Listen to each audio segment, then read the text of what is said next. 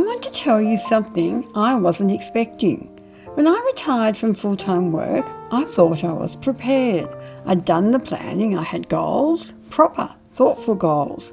I knew the research on retirement transitions, I knew about the 3 phases, the letting go, the messy in between, and the beginning again. I'd written about it, I'd reflected on it, I'd worked through it all on paper. And then I retired, and the reality of it felt nothing like the version I'd prepared for. If you're new here, I'm Jeanette. I write and reflect on what it actually takes to make retirement feel like yours. Not the glossy brochure version, not the version where you're supposed to be endlessly grateful and relaxed and happy all the time. A real retirement, a human one.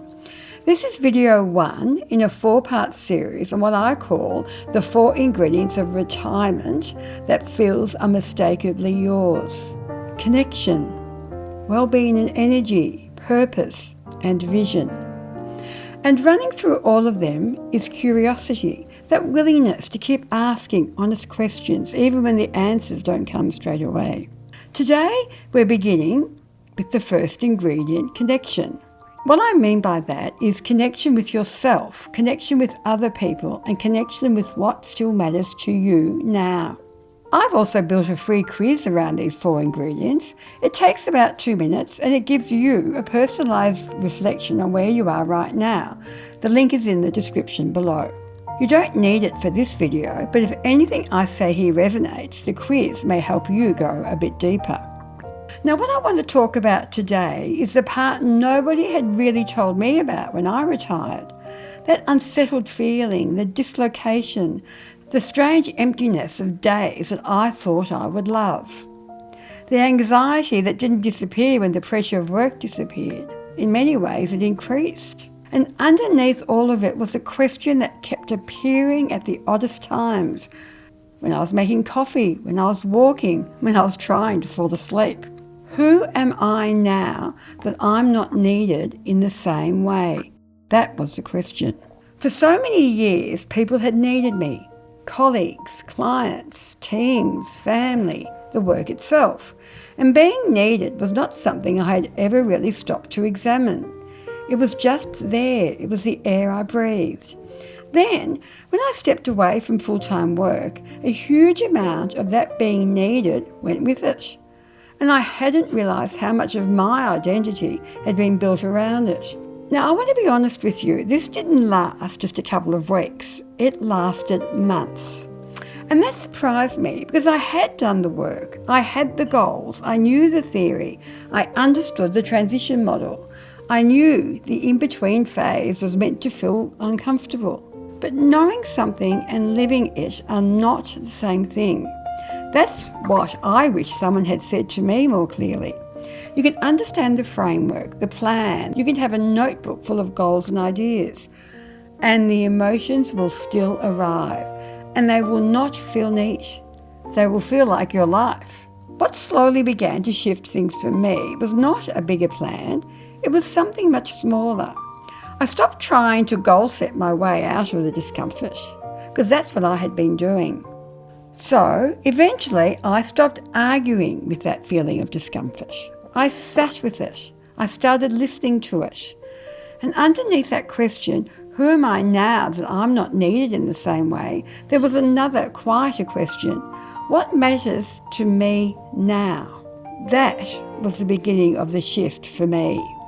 Because my values hadn't disappeared, my purpose hadn't disappeared, my capacity to contribute hadn't disappeared. But the role had been expressing so much of that for me. The role had given me the structure, the place, the reason, the people, the sense of being useful. Once that role was gone, I had to learn how to live those values more directly. And that, I think, is where the real work of connection begins. Not in a neat list of values on a page, although that can help, but the daily question. Where am I putting my attention now that I have more choice about where it goes? And I'll say this straight from my heart.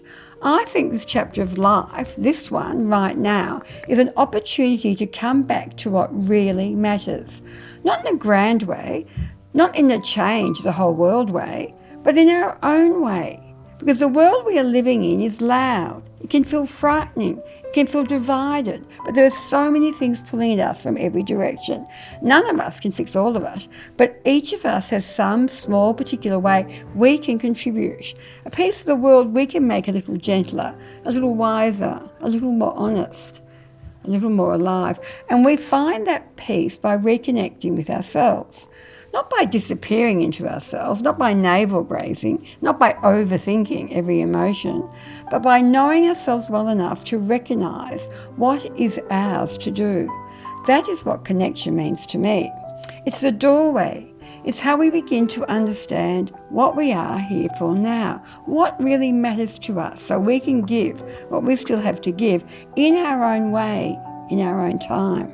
So here's what I'd love you to try this week. When that unsettled feeling shows up, and if you're in or near this stage of retirement, I imagine it will at some point, don't rush to push it away. Just sit with it for a minute and ask one question. What are you trying to tell me? That's all, because sometimes the unsettled feeling is not the enemy. Sometimes it's the honest part of you that has noticed something your planning brain has missed. It might be telling you that you need more connection. It might be telling you that an old role has ended, but your values are still very much alive. It might be telling you that the life you planned on paper needs a little bit more heart in it. You don't need to write pages about it. You just need to listen to yourself once or twice this week and do some reflection on it. What are you trying to tell me? And if you'd like to take this a little further, the Thrive quiz walks you through more questions across all the 4 ingredients: connection, well-being and energy, your purpose and your vision. It gives you a personalised reflection on where you are right now, and it only takes about 2 minutes. The link is in the description. So subscribe if you'd like to follow the series, and in the comments I'd love to know, what is one thing that still matters to you now, something your old role may not have even had enough space for? I do read every comment. Thanks for watching. Until next time.